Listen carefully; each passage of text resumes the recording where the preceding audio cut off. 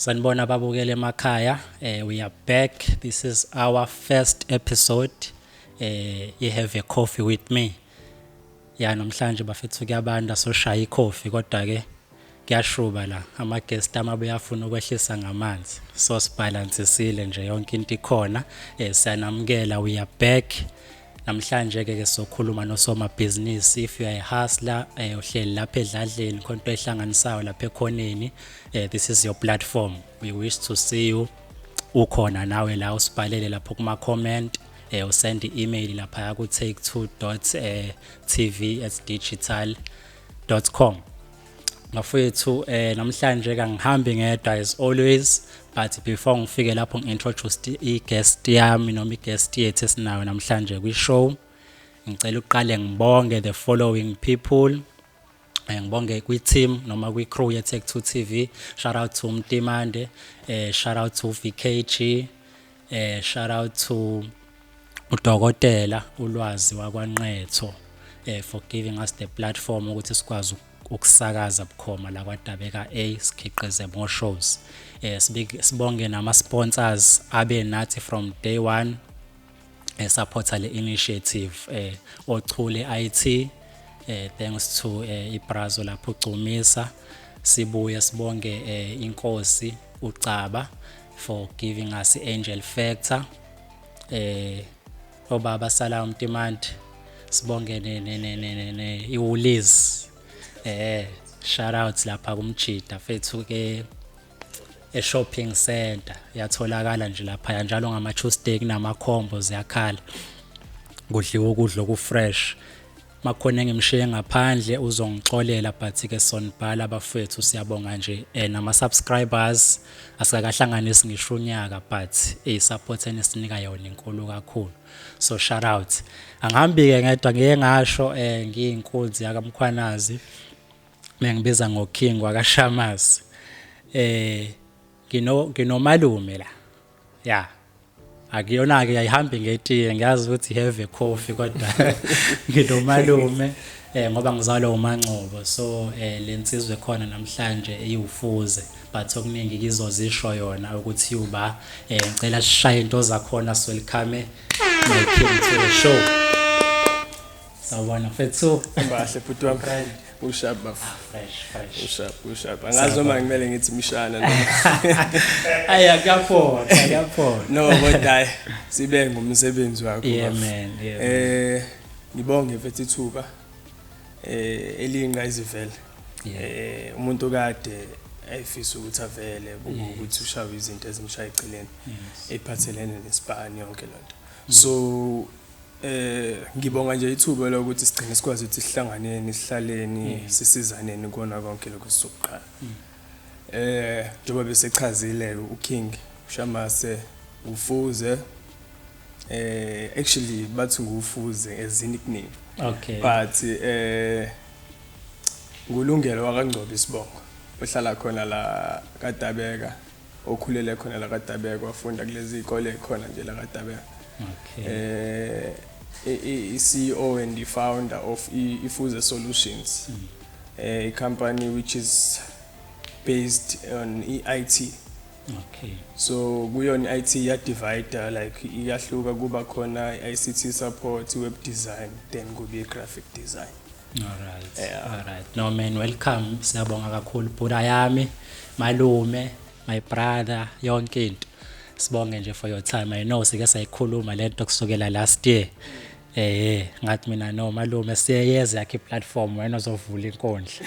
And here we are again. Sesenza njalo siqopha umlando. Ngiyajabula kakhulu. I'm honored to be next to you mfethu. I'm inspired every day by izinto ozenzayo. And shout out no local business. Shout out to abo uStick Zethi ne benovejamo baphusha lento ye local business bayibiza ngo SVTV.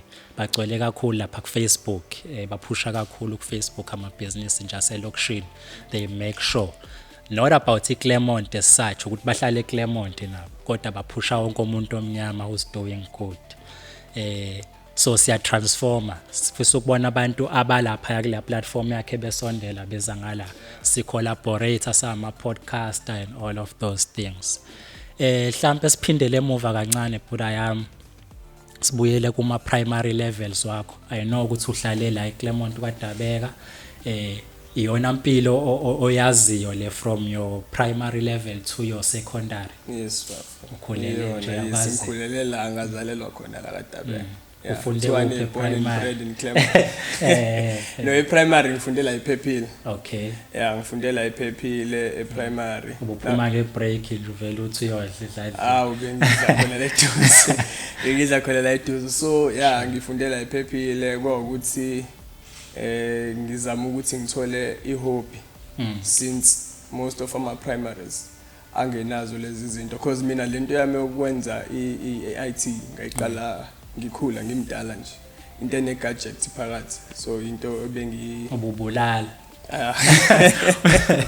uthi ukhanda into ephilayo qala vela siqala khona ekubulaleni so yeah into ekade ine gadget iyona into kade yabo yes ngulo muntu ongathandi ukuthi ahlulwe yinto yabo yeah so namanje ngumuntu kanjalo yeah so I ended up playing chess khona la ePhephile because ngayiqala khona primary yeah I was captain ngayiqala I think 2009 or 2010 okay but I still have ama badge ama name tags ukuthi I was there so sengibekele abazukulu nezizukulwane ithi ibone ukuthi no balekile ukuthi ube dedicated to somewhere exactly you leave a mark and then from Phephile primary waya kuphi I went to la Sithengile okay nakhona continued naleyo nto ukuthi yeah Sithengile chess party computer ngibikhona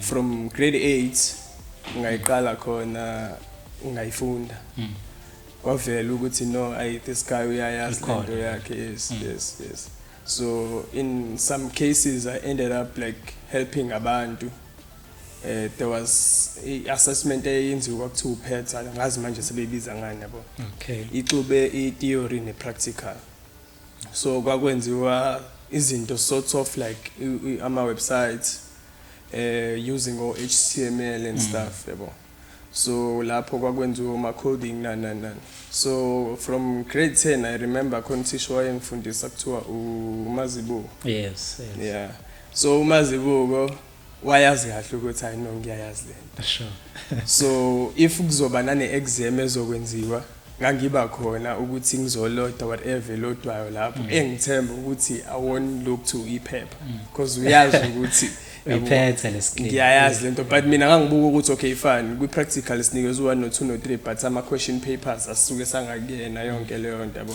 so mina ukumlodela lawo ma data all over kulo ma computer khona yeah yonke leyo nto so even sengiqedile khona babe insist ukulibe ukuthi ngifike ngizo assista yonke lento so waze wahamba ke because uyena obe ngirecognize no Shabani nabo thisha abadala yes so sekhona abasha yeah shout out to our teachers bafethu ngiyabazi othisha akhuluma ngabo ufuzi shothi lento yozalo it's within ngoba nje yazi uchaza istory sami mawuthi you've always wanted ukwenza izinto endaweni umuntu ohlulekayo shothi lento yasedladleni shothi yakomalume ngakuthini eyangala no man siyabonga mfethu even to the reason ngiqale movie because ikole zethe emalokishini at times akurecognize ukuthi zi producer the best yabo on top of into ozalwe nayo ngoba sifumbethe izinto ezingafani but the opportunities ukuthi at that time bese kukhona ama chess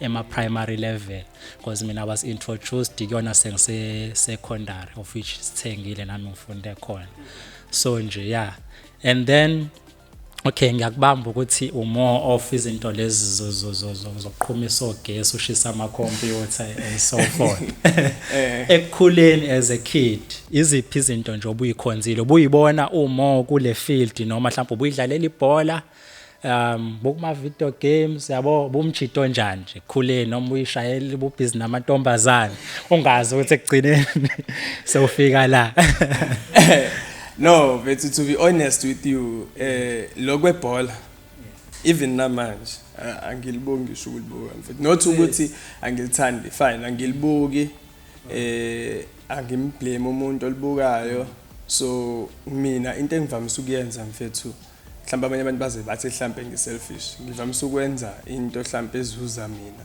in a way yabo ngiyakuthanda ukwazi more ukuthi kwenzakalani ngisebenza ngalento mfethu yokuthi ngibuke manje ukuthi okay we in this generation njoba sikule generation manje yini ezosenzela iway forward manje you understand so that's why I ended up doing IT because ziningi indawo mfethu eseyivaliwe sekusebenza technology kakhulu kuyona fine ngisamncane umuntu bedlala lezi zinto zoma video games nani and ngisanda kuyibona iPSP yami isakhona so le yokuvakashelana kuyodlala ama PlayStation emzini yabantu nibuyele ithini sethiswe yonke lento so ngijwayele into ekanjalo yeah so leyo ukuthi ayikune team engidlalelayo yebhola isport esengasidlala kwakuyi cricket nakhona la primary because I think babezama uku-introduce ukuthi okay there is another sport esikhona engasidlala then I went for it ukuthi okay let's try this yabo and yona cricket ngayidlala but ngabona ukuthi lento yami nokugijima nothi ukuthi angikwazi ukugijima but ngangalezi zinto zokuthi okay fine umuntu esamncane oyishayo lezi impahla zoma asma nana so izinto ezizobuya zingenze ngibe busy kakhulu ngangi avoid ngayo yonke indlela akufile yeah ne wow what my journey to him that's me again about cricket and stuff that's my favorite sport if it's I was introduced early kusona I was surprised ukubona namachita edlala rugby izinto ebesibukela kude even abo swimming sports lezo zinto azazi nasazi ondesheni asemadwa elasifunde khona ama skill ukuthi survive kanjani kwingwenya yabo so nje mfethu no elokishini izinto zenzeka bafethu just ukuqhuquzela the reason lokho ngithi fuze lokho ngicophoza lapha tshengisa ukuthi awuthi ekhulele elokishini njengawe lapho kaMashu nawe eMoria noma ngabe ukuphi iyenzeka le shandisi phela into ebalekile ukudiscover ukuthi uphetheni as early as possible akukho ke lula ke isikhathi esiningi ubonwa umuntu ukuthi yazi lo muntu une potential into enethile even today abantu abayuzwayo abantu abadiscovered because bona suke bengazazi ukuthi they are capable of doing such fast forward after matric see let's say tertiary what do we have nje after matric I think ngaqeda ngo 2016 yeah matric kwami ngaqeda 2016 I went tertiary awufunda khona ngenza okay before ngasithola ngesikhala because ngangi-apply DUT I went to eThekwini College la eMelbourne campus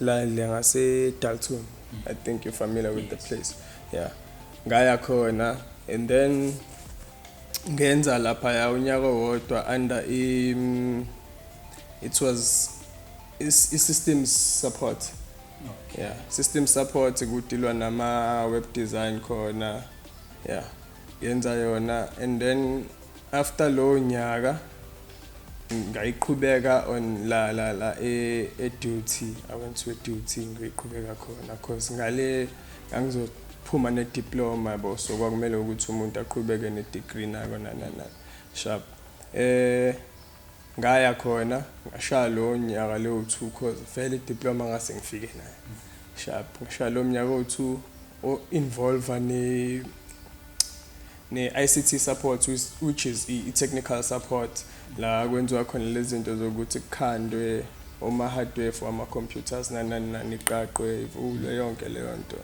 ama printers and everything like that yeah after lo 2 years ngiphuma khona I got an internship lapha eThekwini College la ngangifunda khona to be an IT technician khona I think that was 2020 yeah I think it was 2020 ngaya khona ngizokhumbula nje kodwa ama dates kahle yeah but on 2020 ngaya khona ngine contract nabo for a year yeah ngine contract nabo for a year ngaspana khona ayikona kwakunzinyana yabona especially if you know umsebenzi kuba nzima lapha they have like 6 campuses kwakumele ubuye uassista somewhere if une technician ehlulekile ukuthi isebenze because wazi ukuthi okay fine sonke siyasebenza and siyafunda sama intern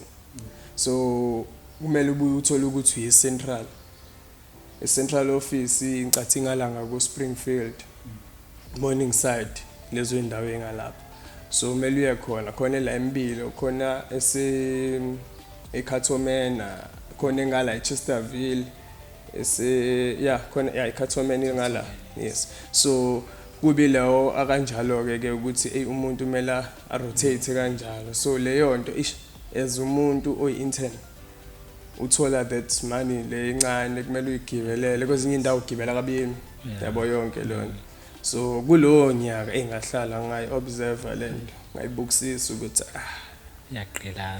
ayangqilaza mfethu yabo and ngelomuntu nami vele mfethu i-contract uyayifundayo before like ayisayini ukuthi okay fine this is my job description these are my duties so angikwazi ukwenza into beyond umsebenzi wami isho kuthiwa ngiyayazi so mina into engangibuye ngiyenze ngangibuye ngiveza ukuthi fine ngiyazi yabo iyahlupha ke leyo nto kububi usiyazi uholela ukuthi umuntu oholela ukuthi usiyazi so kwakuyinto kanjalo iyona nje into wona sona span engashaya sokuqala leso after leso span bafuna ukungivuselela yona le contract ngathi mina no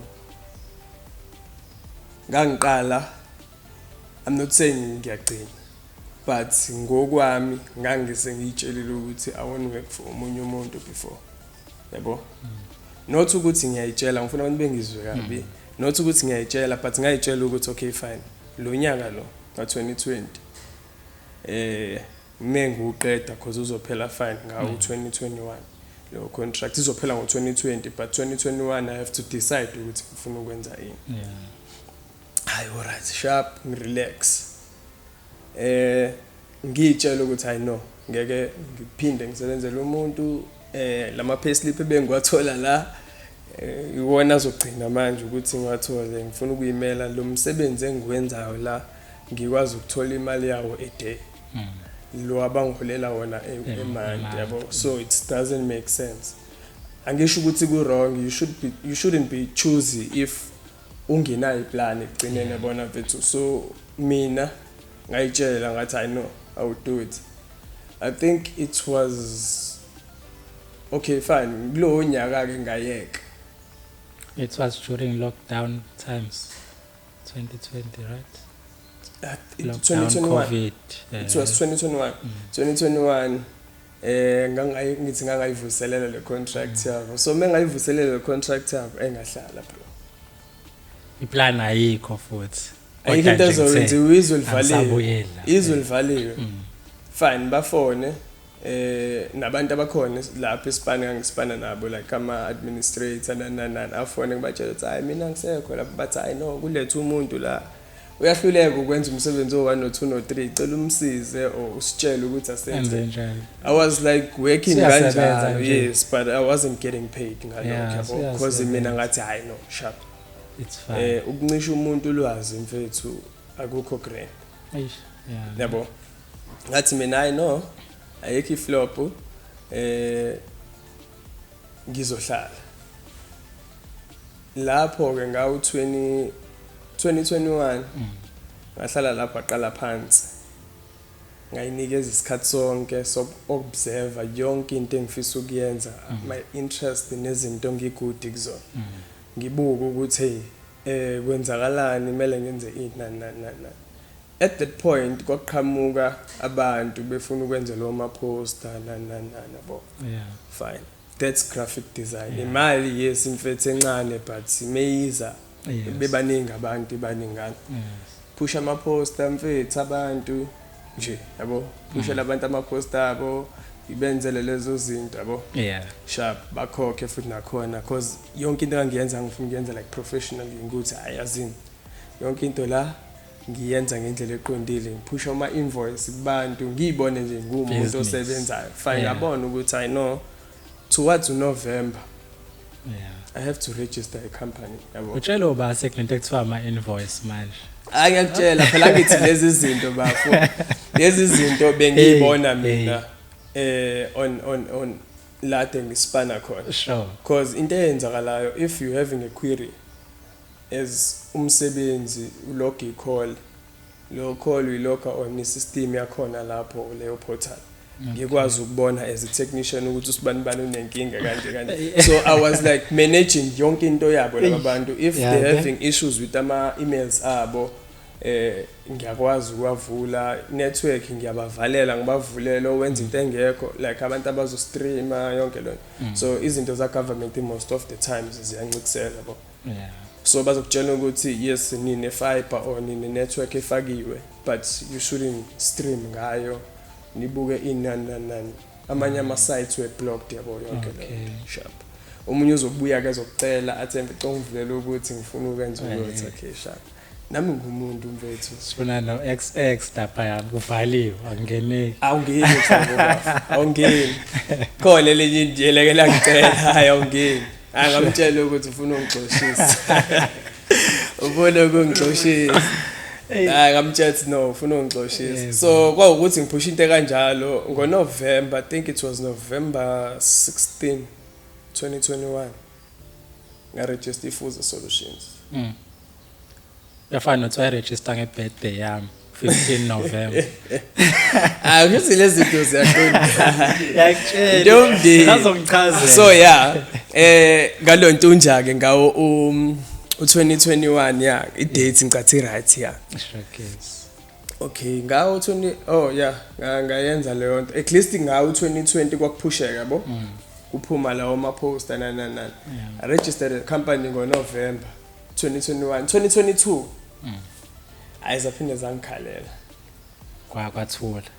kwakunalento ethi izokuhlula lento year Eyisa. yeah understand leyo so kuhlezi kufika leyo ma thoughts ngihlala endlini I was trying by all means ukuthi ngingavezi ukuthi angikho brand ijumpile anginanyuku even on my friends I'm not showing le nto kanjalo fana abangani bami bathe bani bazo decide ukufunda and the good thing ngabo abangani bami base high school if I may say abangani bami base high school imfethu baqhubekile nje bafunda imost yabo basendaweni phezulu nabo manje nje mina kodwa nga decide angedwa ukuthi yeah I want to have my own company looking at nabantu esihlalisene nabo I will also mention ama mentors ami sharp but 2022 2022 ayikwashuba yeah kwashubila ngangirealize khona impela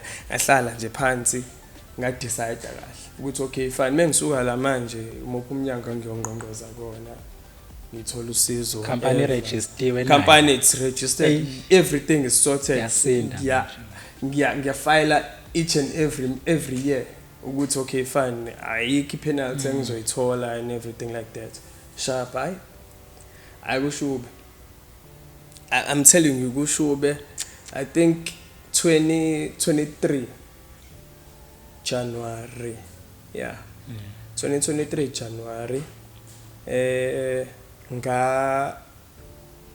2023 January from January to March kunendoda leyo kade umentionile usanele uGcumisa lo umuntu namanje ngisasho I won't like be ashamed ukusho ukuthi le ndoda yakunika ithuba lakho uma ufuna mfethu lo muntu uyakunikeza umhlahlandlela uyidlulekele wena yabona so from January to March 2023 wangifonela wathi khumbula ukuthi uke wakhala ngaphambilini ukuthi okay mekhona okuvelayo ngikwazise nanani kombe what qualifications do you have kwi-IT nanana hayi ngimchazele ngimtshela ukuthi akhona 1 no 2 no 3 no 4 no 5 athi no there is a project akhona I think it was eyazo think umama nje odumile onkosikazi wesikhulu thizeni lezi zinto zami ze-ANC nanana. So wayne project ese-Sweet Waters e-PMB. So I had to go lapho ngiyohlala khona for low 3 months ngenzise the system support, because on that system support into engangiyenza mina I was doing ama practicals. Bear in mind anginayo i-qualification to be i-facilitator, anginayo qualification to be i-assessor or a moderator leyo, because izinto zaka MICTC lezo and zidinga ama qualifications. You have to sign and everything usho ukuthi there is inumber yakho yakhona kasitha oyisebenzisayo.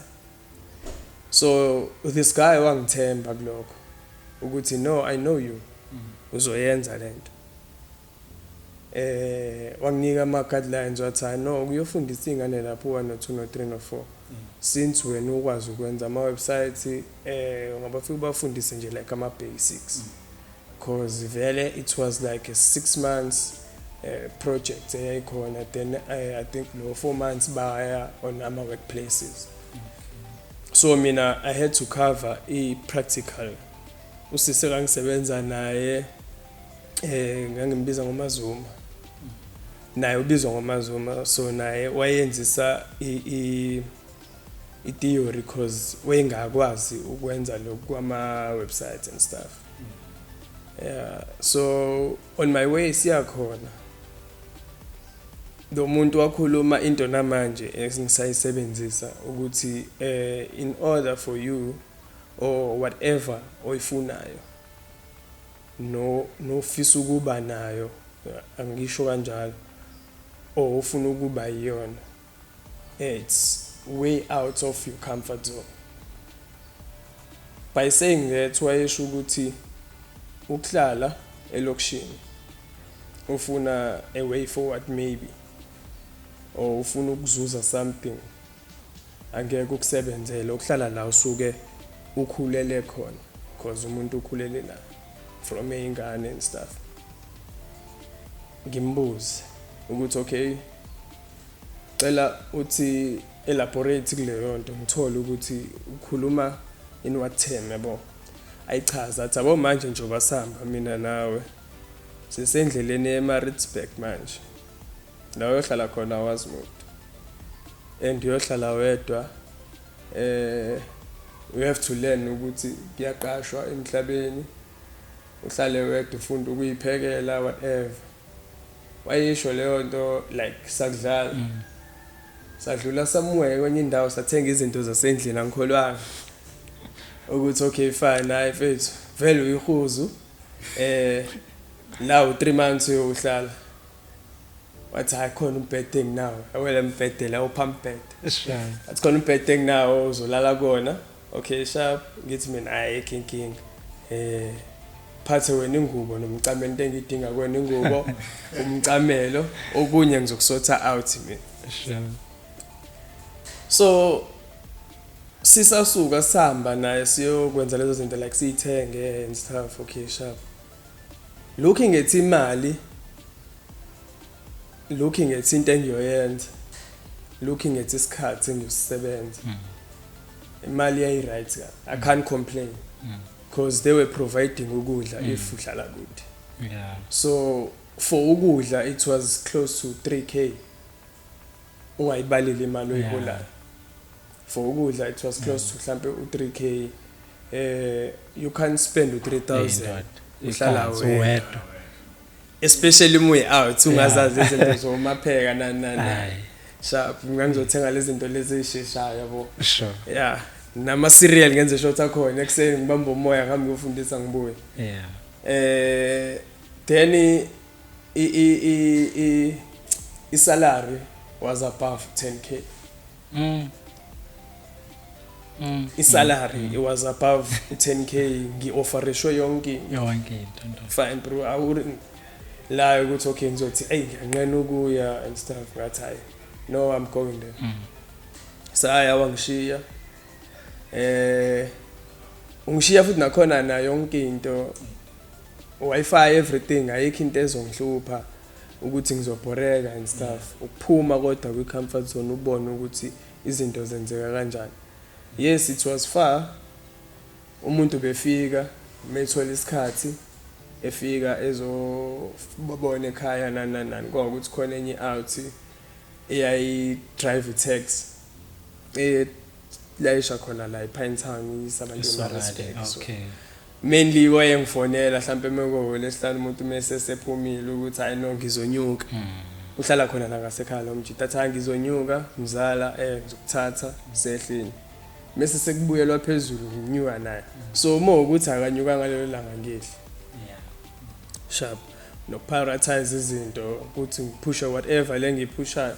So during that process I was doing i-project khona lapha eDladleni ama outside buildings for qashisa ngalo madlane khona cause ngihlala la ngidlala sikisidingo sokuthi ngiwestimali ukuphusha lo nyuku mfethu kusetshenzwe kuqhutshwe leso span kwenziwe lawo ma rooms and stuff for abantu ukuthi baqashwe umuntu mayibuya mayiphela leyo nto khona into esele cause ngabuka ukuthi ayazini lento yokuhlala ayikho right and ngitsheleni ukuthi leyo ukuthi ngiyo apply somewhere I go for interview ngisebenzela ukugibela no I can't do that so mina kumele ayishintshele plan yamanje sharp phele lo 3 months izinto ihambe kahle assesse uMazuma because you know ine qualification kade ayiqala vele le nto assesse nezinye izinto yesayibhalwe ngaye mina kumsiza on the practical part. I think it was June because ngoMarch ngabuye uphela uMarch. I think it was June. NgoJune aphinda ngifonele before uJune lo ngoMarch angitshena ukuthi I know sibuye endleleni because ngimbiza ngeBrazo iBrazo and umuntu njengomngani mina it's good to have imento ozwana naye ayikho into engayikhulumi naye umuntu ohlala nawe hlezi umbona so yonke into ayenza mfethu uyakwazi ukuyibona ukuthi I know ine way forward ayangitshele because nami ngiyafana nemuntu uyintwana amgrindile sharp angitshela ukuthi hayi intwana into kanje wena sethu ukuthi nokuthi imali ikhona la yabo athi angihambe ngiyowenza a course for i-assessor yabo nakhona futhi asho ukuthi if ukuthi inyuka unayo so kwenzela thina as a company because ama projects akanje ayafika and lento good kuyona sibonile zonke izingane iphasile wonke ama students were able to do ama sites because asibenzisa in groups due to ama computers khona ukuthi ayemancane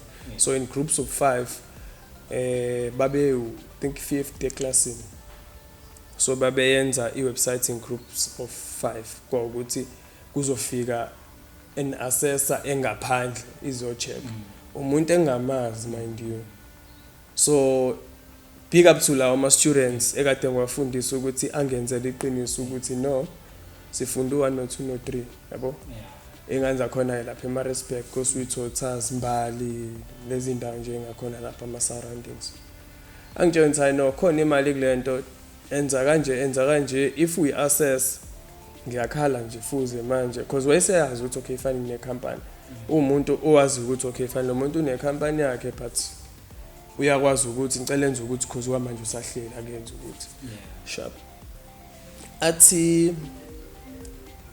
athi okay sharp ucela ukuthi ngiyenze leyo nto leyo ngamtshela ukuthi I know I will sort it out then mase ngiyisothile ngimtshela nje isotha out ngiye futhi khona ngiye khona ngiyoyenza lento yabo mengiye kuyenza lento mfethu angitshela ukuthi how far yabo ngimtshela ama updates nani and ngimtshela ukuthi I know it's cheaper and I found indawo khona abafethu ababesipana khona lapha ka Ochule IT ekade sengizwana nabo naye angizwanisa nabo bonje abafethu abagrand uSiphamandla uSabeka sharp bangitshena ukuthi ayina indawo nathi sihamba sawufunda kuyona kuyimali engana ngathi mina no imali nginayo I shouldn't be greedy angihambe ngayikhokhelela lento ngifunde ngiyenze I think ngabuya nayo 2023 towards I think it was October but ngoJune June July August I think ngabuya ngoba I think kwakuyophela uJune ngihamba but ngabuya I think ngoSeptember yeah mengibuya ngoSeptember ngangibuya eMsinga I went to another project esemsinga eMachunwini lepha ePhomoro yabo khona ke sengiyowenza technical support it's not the same thing I was doing la so thina sikholela ukuthi okay sharp while we waiting for the process ukuthi iphume le qualification then mase sekufuneka iassessor we will do leyo nto but kwaukuthi vele umaZuma unayo ke ne qualification course yayingekho ekuqaleni eye system support but technical support wayenzisa so I had to spend another 3 months eMsinga khona ke angahlala mnandi bro angifuqamba manje ngangihlala naye inkosi yaseMachunwini because khona inkosana yakhe engangifundisa khona yabo so kwathi hayi ngoba benibhukelwe indawo kwakuneyindawo zakhe ikhona lapha ama cottage akhona sathi siyafika kwathiwa kusele yodwa yabo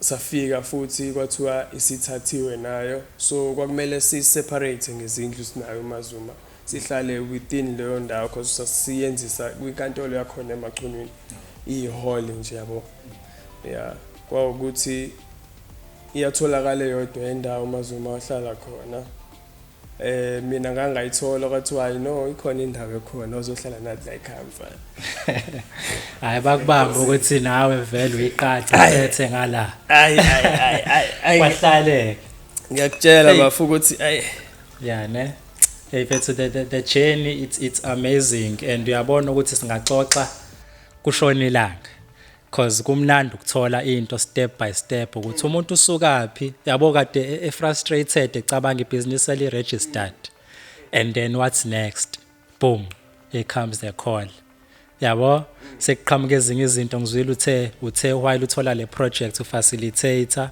you took imali yalawa investor ukuthi wakhe ama rentals ifuze solutions lapho yabo ukuthi sinengi i-branch of business yabo munganakile wena uzofocusa ka IT kuphela and all these things introduce into manje property yabo so yeah man no thanks mnganami mhlambe just to sum up ezinye zezinto today I wish and hope ukuthi sisazophinda sik-invite usinikeze more insights and other angles I think abanye abantu kuye kube mnandi ukuthi umuntu akuthole personal kakhulukazi uma ngabe uyi-leader futhi u-inspire abantu on the ground intwana ziyakulandela there's a lot abantu ababukela kuwena abangakwazi uku-reach out kuwena ongabazi so whenever ufikelwa ilo muzwa wakufikela 21 if I'm not mistaken lo ukukhathala iyafika liyashandisa idemon eli-ghost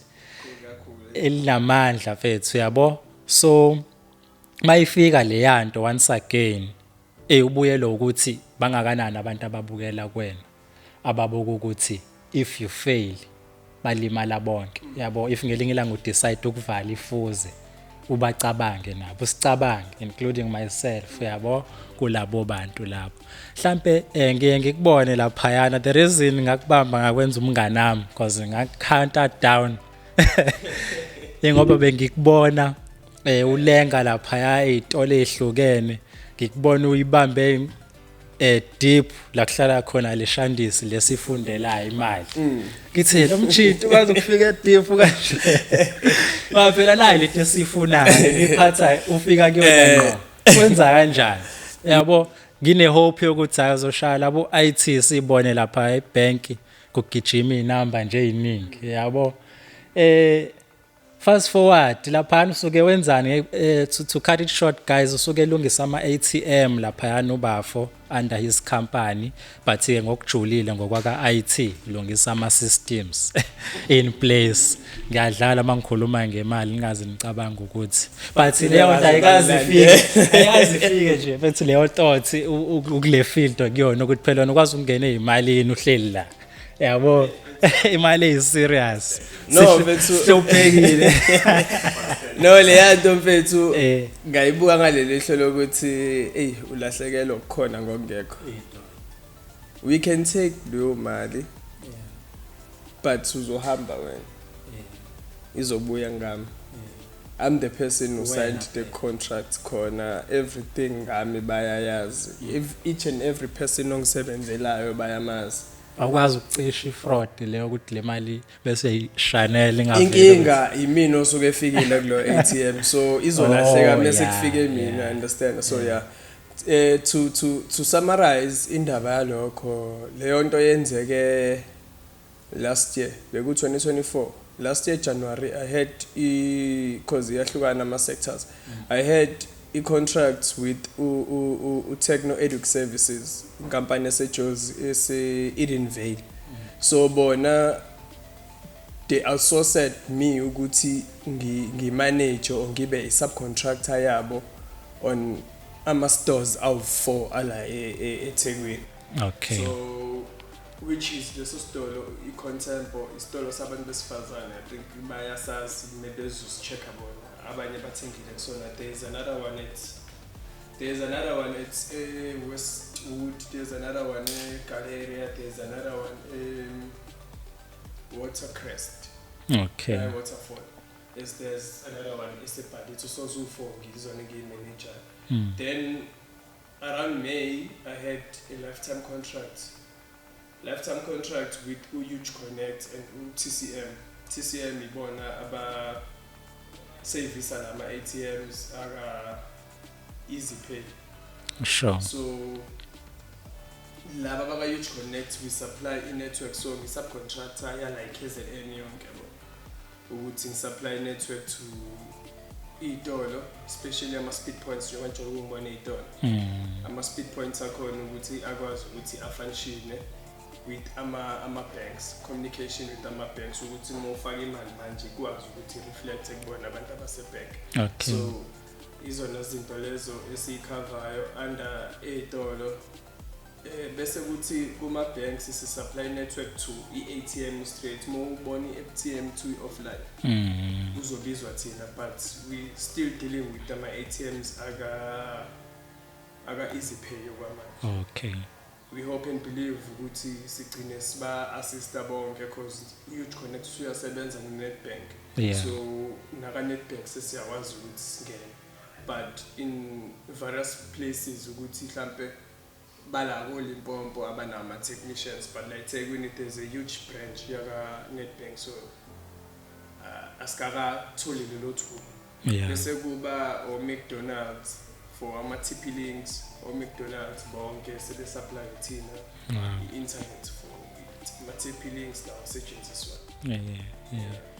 no man shout out to you hayi ngakubamba ngakubona ngathi yabo le ndoda yokudonsa le ndoda ihlele emalini ngqo phakathi ne hayi bafethu sibonge nokuthi nje sibe sithi siphumele elokushini kodwa umqondo wethu ubu correct ngoba uqhamuke elokushini kuhlezi kucatshanga ukuthi awuthembakali yabo ngisho ufike into ezithile abantu baqoqa izikhwama balungisa izinto for the fact ukuthi ube trusted to the point yokuthi even respecting your business because imali iyalingana mfethu lento leyo awuzothi usufikile kuyona utwist uthi yazini sishaya ifraud manje ziyakhala yabo but you stick kuyiphupho lakho and wanted ukuthi ube unique in whatever that you do so shout out to you man nokukhula kwayo Fuso Solutions njoba mbeke ngasho ke bafethu emakhaya ukuthi le ndoda lema ukuthi nithi asibuyise mhlambe ku episode 4 kuya ku 5 so phinde sibuyise siqhubeke ngoba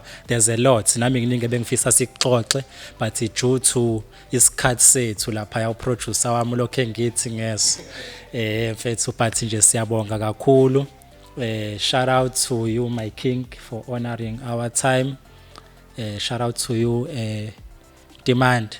Ngifisa ukuthi ubafo nje ayidayise okugcina asho yonke into, but for now ngicela siye kwi ad break masibuya kuzobe seyayiset.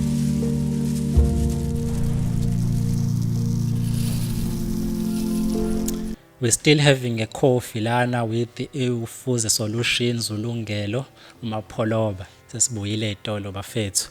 Sesivala ke nigala mfethu. Imaphi mhlawumbe ama opportunities esingathi Ufuze Solution now for employment maybe or anything else under your company, bese kuba ukuthi mhlambe ke sikuthola kanjani mangabe sikulandela sifisa ukuthola lama service or websites and so forth. So yeah, normally into engiyenze mina fethu is to get abantu njengakhona lapha ka ocule IT bayafona, and then they asked for a space sama students ukuthi abe on ama workplace. So whenever ngiyala ngiyakhona or ama websites engwa designer normally ngiyabathatha or ngiwenza nabo abantu leyo nto ukuthi umuntu akwazi ukuthi afunde. Yes kuzobe kukhokha leyo company ekhokhayo. For now ispan siyenzeka, yes asisiningi, but siyenzeka umuntu odinga opportunity uyithola ngaleyo ndlela ukuthi okay fine mayifuna ukukhuphula leyo knowledge or experience kuleyo nto asuke yenza. Ufuze Solutions can be a reference for leyo nto because isuke ibonile ukuthi iyasebenza yonke leyo nto. Okunye cishe ngakhohlwa, I want to thank ama businesses lawa ngisupportile when it comes to ama websites abo alive. Maningi ngingabala, there is a project etc yabafethu nabo bangithemba ngomsebenzi wabo ukuthi ngizobenzela. You guys can go for projects etc, but so aveza ama screenshots for ama websites enziwe kube yaseyenza kahle, kuba wase ochule IT yawu2 which is software development, and another one it's skills development le yabafundi. Kube inkalavasi construction and security yangala kase which this place le enesiqiwe ngala ngakozulu khona indawo engalapho ngephi ngiyakhohlwa igama lakhona mfethu. But lezo indawo engalapho then kube wangamentionanga kube okay fine yabo labafethu sipha which yeah now yenza training. Kube online store for iPhone drip, Okay. kwenza ama online shopping yonke leyo nto, ama phone athengwa online through iwebsite yabo yenziwe Ufuze Solutions. So whoever ufunayo ukwenzelwa into kanjalo angasho, ngizosho manje ukuthi where you guys can find us and stuff. So nenye salile logistics for i-out yami yase PMP Khwezi, ne company ye logistics ijob yamajani logistics ya. Enye i-herbs, dayisa ama herbs yeah. So Done quite a lot. maningi mfethu ngingabala kuze kushona ilanga, but to save time many isidinga guys as Ufuze Solutions, you can go on Google and search for Ufuze Solutions nizoyifica lapho, and go to our websites nizosifica lapho. Any inquiries nizowathola khona on our website. It's www.fuzeslt.co.za. nizosifica khona. If nifuna ukusenda any query on the email, it's admin@fuzeslt.co.za. Ne number nizoyithola khona. I think you 065 316 2185. Yeah.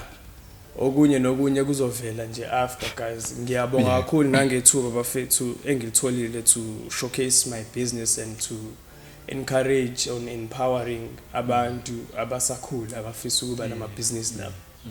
I'm not saying sengi right yeah mfethu. angakabi right Awukwazi ukuba right ka business. angakafiki la ngifuna It's ukufika never khona enough. mfethu. Yeah. Yeah. So kube kuya ngami ngabe I'm having ama branches all over the world ukuthi ngisebenzisane nale company engisebenzisana nayo manje because it's a lifetime contract mina ozoyiterminate mase sengifuna ukuyiyeka mase ngithi no sengi right angisaboli kahle ngiyayiyeka mina but banama subcontractors so as soon as business likhula mfethu definitely gonna employ people more elokishi. yeah abantu abadinga mfethu ukusizwa Yeah. and nenye into engidinga ngithanda ukuyishiya mfethu on abantu baselokishini nami ngumuntu waselokishini mfethu but there is something engihlezi ngiyisho ukuthi elokishini mosakhula nifunda like isikole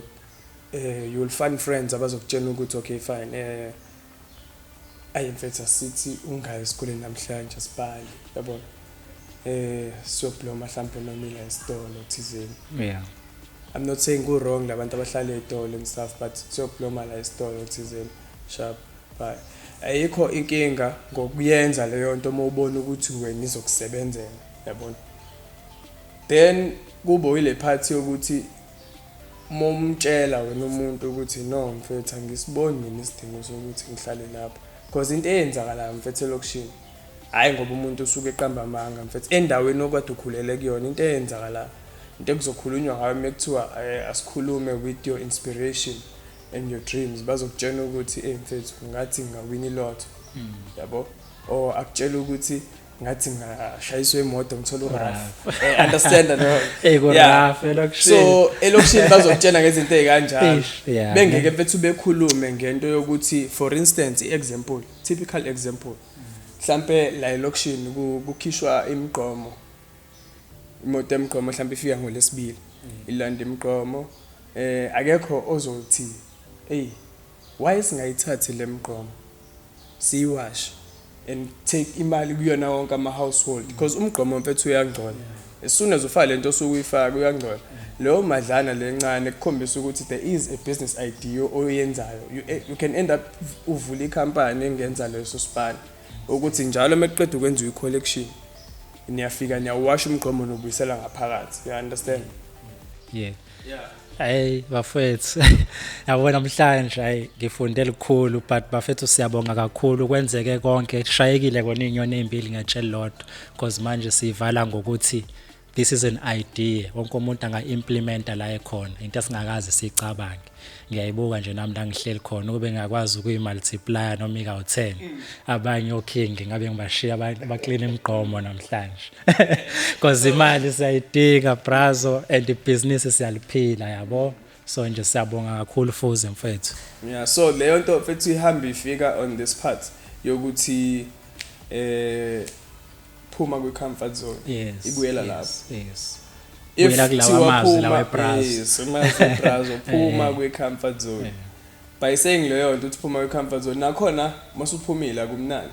Hayi baba ziyakhala. Akumnandi uyitshena ukuthi you are a big fish mhlambe ucompete nabantu abawonta ngabakho uma ufika ngale you are just a little fish on a massive pond. But uyabona ukuthi I know igame tough. Ukubuye uyincishe mfethu wena izinto ubone ukuthi you have to take responsibilities kubalekile. Yeah.